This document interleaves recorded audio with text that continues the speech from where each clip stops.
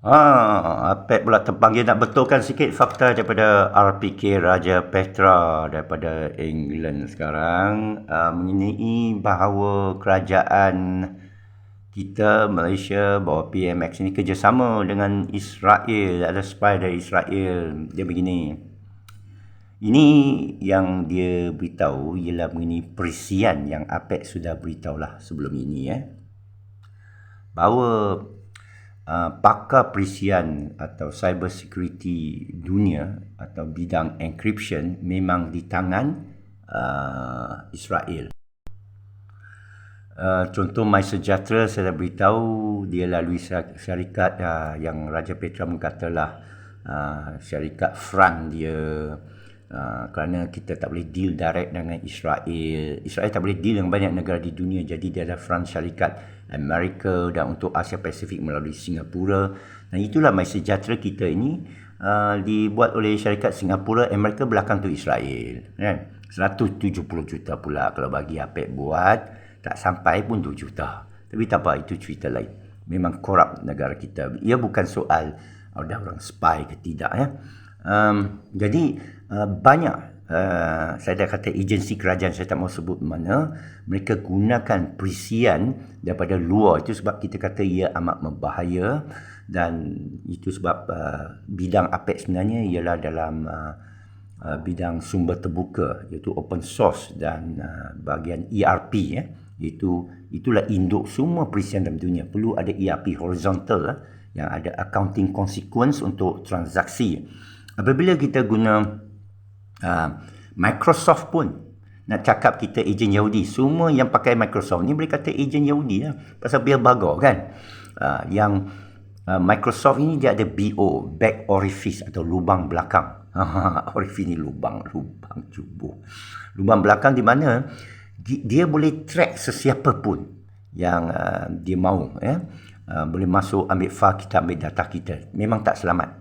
Cuma buat apa nak ambil aku punya ke saudara punya ke, tak ada kepentingan bagi mereka. Tapi orang tertentu macam di Libya, saya dah berita nasihat lah pada kerajaan Gaddafi masa tu, kamu pakai Windows Microsoft, dia boleh tahu Gaddafi berada di mana.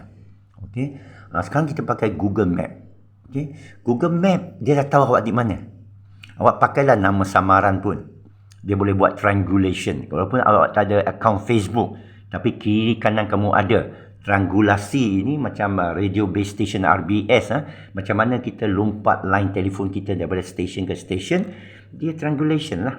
Dia tahu awak di mana dalam jarak 50 meter kan. Jadi apa yang RPK cakap itu, saya tahu, saya follow dia. Tapi kadang-kadang fakta dia itu macam Donald Trump cakap lah, iaitu fakta itu betul, tapi berita itu salah.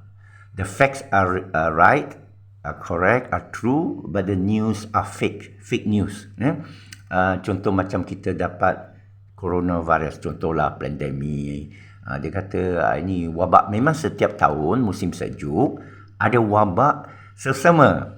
Orang batuk-batuk, orang selsema, hidung berair, deria hilang. Tapi cara dia buat naratif, dia kata ni berbahaya, orang tak boleh lah, nanti saya kena ban lagi Itu keadaan dia. Jadi apa RPK buat itu, dia hanya memancing. Maaflah saya kata bahasa cakap. Tapi ini pendapat saya, tak perlu terima. Ini kebebasan sokmek, tak perlu emosional. Kerana kita orang lama sikit, saya ikut RPK sejak dia duduk jadi jiran saya tapi tak pernah bertemu lah di Bukit Rahman Putra dah berbelas tahun. Saya ikuti dan saya ada maklumat mengenai dia. Tapi tak ada faedah lah nak beritahu kenapa dia tak balik. Okay? Tapi dulu dia kutuk setiap kerajaan, dia bagi pendedahan, dia ada maklumat dalam dan sebagainya. Ada tak apa maklumat yang bermanfaat kepada kita? Ada tak yang boleh membantu? Terutama rakyat kita ni berpecah belah. Kita hanya jadi sebahagian daripada masalah. Kita tak jadi sebahagian daripada penyelesaian. Jadi follow up ini ialah mari bersama berfikir untuk menyelesaikan masalah, iaitu umat bersatu, umat berilmu. Kita terbuka. Jangan trigger mudah dengan orang minoriti, kita majoriti sedunia maupun dalam negara. kita harus padamkan semua sempadan negara lah, satukan umat balik. Tapi itu terlalu ekstrim dan kita akan ditunggang oleh orang-orang yang bawa berita kononnya Armageddon, akhir zaman sebagainya, berjaga-jaga tengok ini aman Palestin. Itu pun satu saya nak komen. Dia kawal oleh ISMA yang pro-PAS, kenapa dimangsakan oleh PMX? Ini saya soalkan kenapa yang lain-lain pertubuhan yang pro PMX ni tak kena. Saya tak tahu, saya tanya saja kerana nampak sangat. Dan mereka kumpul sampai 70 juta, 30% berapa? 21 juta. Memanglah kalau kumpul RM100, 30 ringgit kau tu nak mentadbir, menguruskan, mempromosi, lepas tu menghantar duit, memastikan. Cuba kita hantarlah spy, macam kita spy kan, pergi ke Palestin ke tanya ke apa ke. Dan bukan pertubuhan ni saja, Palang Merah, Red Cross, Bulan Sabit Merah masa di Aceh tu. Dia ambil kesempatan di Yemen, di Rohingya, sekarang di Gaza. Mereka kata buatlah fund Palestin. Semua pertubuhan NGO ini semua ambil kesempatan. Mereka tiba-tiba muncul, tunjuk gambar orang tengah sengsara, mangsa perang, mangsa kebuluran di Afrika, mangsa gempa bumi di Aceh. Tapi yang mereka upah, kawan-kawan mereka semua dapat kerja, semua naik kereta apa, tengok. Semua kita tahu boleh join, awak jadi volunteer, awak boleh tengok awak sendiri yang akhirnya sampai kepada mereka berapa banyak. 10% pun tak sampai. Di Afrika saya nak cerita lagi satu. Saya pernah pergi Afrika. Tahu tak, mereka ni terlalu pandai, terlalu kuat. Sejak dari dulu lagi. Ini memang Bani Adam ini. Tapi apa mereka lakukan?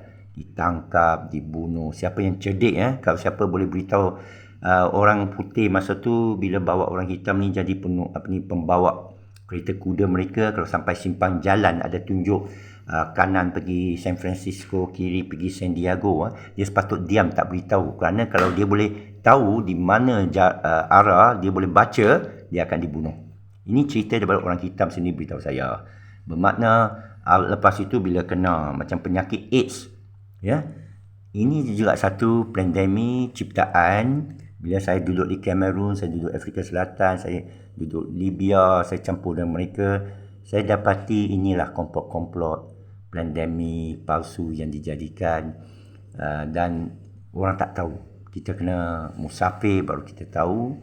Dan saya ada pandangan saya, bila saya dengar orang buat popular dengan apa-apa ke, saya akan berikan komen daripada pengalaman saya lah untuk berkongsi. Jadi kita dengar semua kisah ni sedih. Kita tahu bukan saja umat Islam, umat bukan Islam, umat orang Afrika ni ditindas lama itu sebab BRICS itu bila masuk Afrika, mereka cukup suka dengan Xi Jinping membawa itu Putin. Untuk berdepan sana, kerana Putin ni memang musuh, mortal enemy lah Amerika Syarikat, kerana dia punya nuklear tu boleh pakai. Xi Jinping China ada, tapi China cara dia ialah diam. Ini cara China lah, cara Sun Tzu. Jadi saya berikan moderasi ini. Saya harap yang mendengar saya ini dengarlah sampai habis 15 kali. Kadang mereka tengok tajuk aja yang macam tu, Zainal Stream tu kan, bisingnya semua, mencomor saja. Tak apalah, kerana kita tahu apa kita berucap, orang tak dengar, kita tak perlu jawab lah. Kerana maklumlah dulu saya muda pun macam tu. Saya join Anwar dulu, saya baru memeluk Islam, saya terus nak pergi syahid lah. Saya terus nak pergi, bukan Palestin, kerana Palestin perjuangan nasionalis Yasser Arafat. Sampai sekarang mereka perjuangan bumi. Saya tahu sebagai seorang Islam, saya kaji perjuangan bumi ini membahaya sikit. Tapi perjuangan mempertahankan diri macam di Afghanistan lebih sahih. Tak mati katak lah kita kata.